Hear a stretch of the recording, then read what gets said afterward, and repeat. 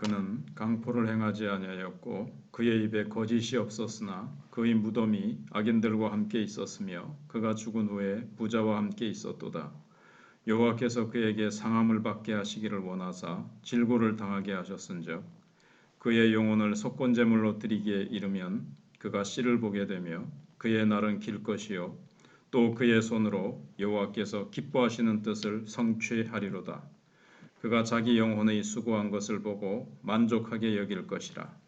나의 의로운 종이 자기 지식으로 많은 사람을 의롭게 하며 또 그들의 죄악을 친히 담당하리로다.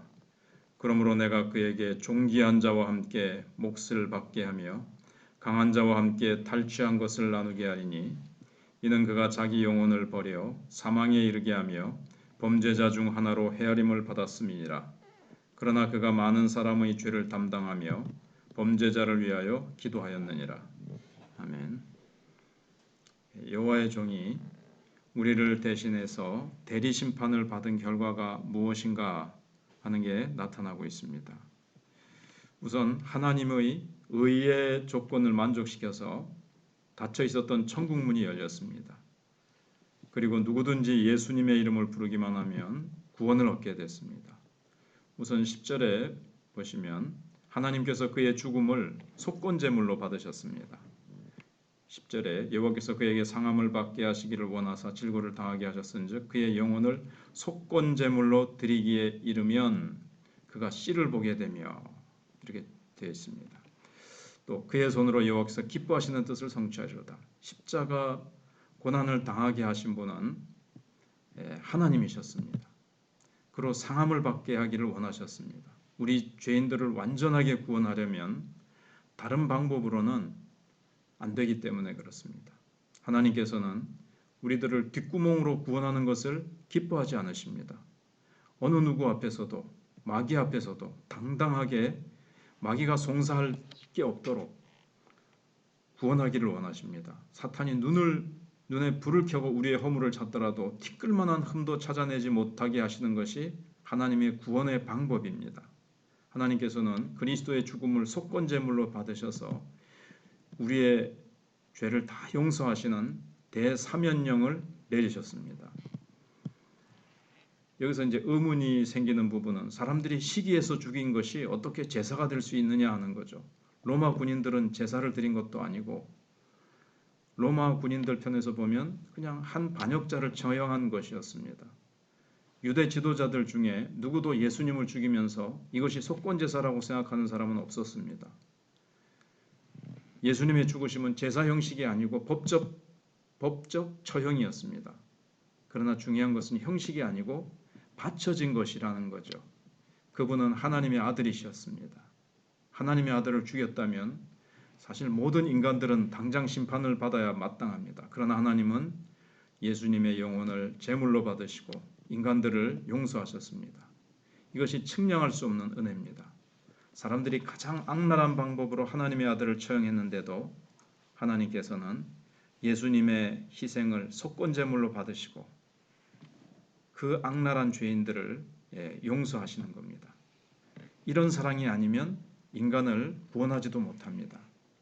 우리처럼 속 좁고 단 한마디 가지고 싸우고 틀어진다면 수억만 년을 가더라도 단 한 명도 구원받지 못할 것입니다. 그러나 하나님의 죄 용서는 우리 입장에서 보면 말도 되지 않는 너무너무나도 크고 놀라운 용서지만 그것을 위해서 그리스도께서 죽으셨기 때문에 가능한 것입니다.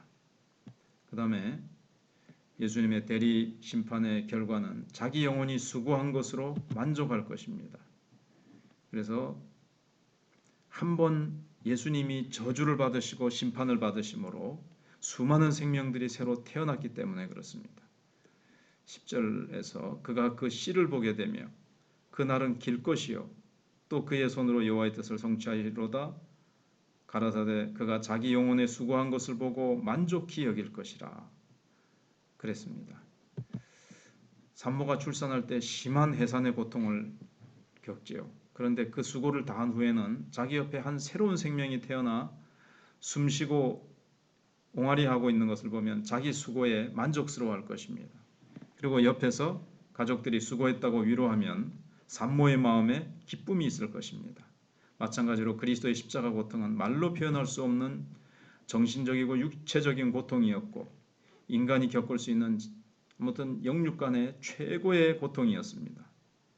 하지만 예수님은 자기 수고에 만족하신다는 겁니다. 예수님을 믿는 모든 죄인들의 손과 발목에서 죄의 쇠사슬이 풀어질 것이고 죄인들이 의인이 되어 하나님 앞에서 새로운 삶을 살게 될 것이기 때문입니다. 그래서 본문에는 자기 지식으로 많은 사람을 의롭게 하며 또 그들의 죄악을 친히 담당하리라 했는데 실제로는 이것이 반대로 이루어집니다. 먼저 우리의 죄악을 담당하신 후에 우리를 그의 지식으로 가르치셔서 이 죄악 세상을 믿음으로 이기게 하시는 것입니다.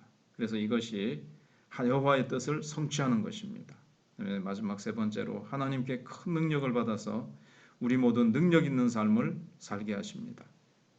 12절에 이러므로 내가 그로 존귀한 자와 함께 분깃을 얻게 하며 강한 자와 함께 탈취한 것을 나누게 하리니 이는 그가 자기 영혼을 버려 사망에 이르게 하며 범죄자 중 하나로 헤아림을 입었음이니라. 그러나 실상 그가 많은 사람의 죄를 지며 범죄자를 위하여 기도하였느니라 하시니라. 그리스도께서 하나님의 뜻대로 고난을 받으심으로 얻으신 것은 성령의 능력입니다. 여기서 존귀한 자와 함께 분깃을 얻는다는 것은 예수님을 존귀하게 하신다는 뜻입니다. 돌아가실 때는 강도들과 함께 강도처럼 죽으셨지만 하나님께서 예수님을 존귀하게 하셨습니다. 그리고 강한 자와 함께 탈취를 나누게 한다는 것은 예수님을 강하게 하신다는 뜻입니다. 그리스도는 죽음을 통과하심으로 더 존귀하게 되셨고 더 강하게 되셨습니다. 예수님은 두 가지 지위를 얻으셨는데 믿는 자들의 머리가 되셨고 온 세상의 심판주가 되셨습니다. 그리스도는 그 능력을 우리에게 주셔서 우리로 존귀한 삶을 살게 하십니다. 그리고 우리로 강한 자가 되게 하셔서 탈취물을 나누게 하십니다. 이 세상에서 가장 귀한 보배는 성령의 능력을 얻는 것입니다. 그래서 예수님께서 내가 가면 너희들에게 성령을 보내실 것이요. 마지막 다락방 강화에서 예수님께서 계속 말씀하시죠. 이 세상에서 노다지를 발견하면 최고 부자가 됩니다. 석유를 찾아내도 부자가 됩니다. 그런데 그런 것과 비교되지 않는 능력이 보혜사 성령의 능력입니다. 우리 안에 하나님의 신적 능력이 부어지는 것인데 그리스도께서 대리 심판을 받으심으로 우리 안에 이 능력을 한없이 부어주셨습니다.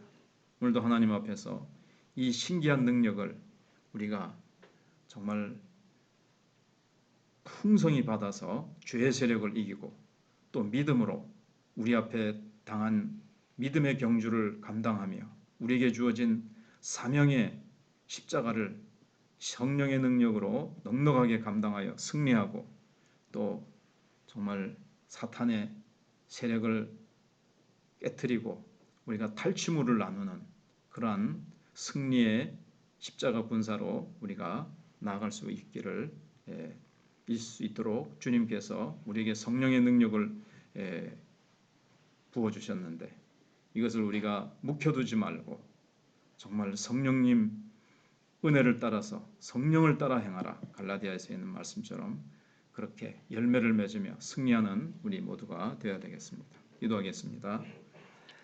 하나님 감사합니다. 하나님께서 참 예수 그리스도를 십자가에서 우리 대신 심판받으시고 영육간에 가장 참혹한 고통을 당하시고 속건제물로 하나님 앞에 드려지심으로 말미암아 우리의 모든 가장 악랄한 인간들의 죄악을 다 용서하시고 또 우리가 새 생명으로 태어나서 이제는 우리가 성령의 능력을 받아 사탄의 탈취물을 나누면서 하나님 사탄을 이기고 우리가 탈취물을 나누는 권능을 우리에게 주셨는데 하나님 우리가 기도하지 아니함으로 우리가 성령의 능력을 간절히 의지하지 않음으로 말미암아 우리가 참 힘없는 삶을 사는 우리의 부족한 모습을 불쌍히 여겨주시고 초대교회와 같이 성령 받아 땅끝까지 복음 증인되고 권능이 힘있게 나타나고 세상을 변화시켰던 것처럼 저희들도 성령의 권능이 이 세상 그 어떤 물질, 그 어떤 학위, 그 어떤 세상 부귀영화보다도 비교할 수 없는 가장 진귀한 하나님의 최고의 선물인 것을 알고 교회가 성령으로 충만하고 진리의 빛으로 충만하여 우리 한국교회와 우리 마천교회가 승리할 수 있도록 사랑하는 성도들이 여러 가지 어려운 환경에 짓눌리는 것이 아니라 모든 환경들을 능히 밟고 승리하는 성도들 될 수 있도록 성령으로 역사하여 주시옵소서. 환우들을 기억해 주시고 다음 세대를 기억해 주시기를 원합니다. 사는 성도들이 환경에 따라 육체의 일을 따라 살아가는 것이 아니라 정말 성령으로 심고 성령으로 영생을 거두는 우리 성도들 될 수 있도록 은혜를 베풀어 주시옵소서. 세상에 헛된 눈에 보이는 것을 따라서 시간과 인생을 낭비하지 않고 세월을 아껴서 주의 재림의 때가 가까웠는데 한 영혼이라도 구원하고 우리가 하나님의 나라 확장과 하나님의 영광을 위해서 달려가는 우리 성도들 다 되게 해 주시옵소서. 오늘도 저희 교회가 협력하는 선교사님들 기억하시고 고려신학대학원을 기억해 주시기를 원합니다. 군문에 있는 아들들을 기억해 주시기를 원합니다. 내일도 거룩한 주일 사는 성도들이 사모하는 마음으로 기뻐 뛰며 주님의 보좌 앞으로 나와 기쁨으로 예배드리며 성도의 아름다운 천국의 교제가 이루어질 수 있도록 역사하여 주시옵소서. 감사드리오며 예수님 이름으로 기도하옵나이다. 아멘. 기도하시다가 돌아가시죠.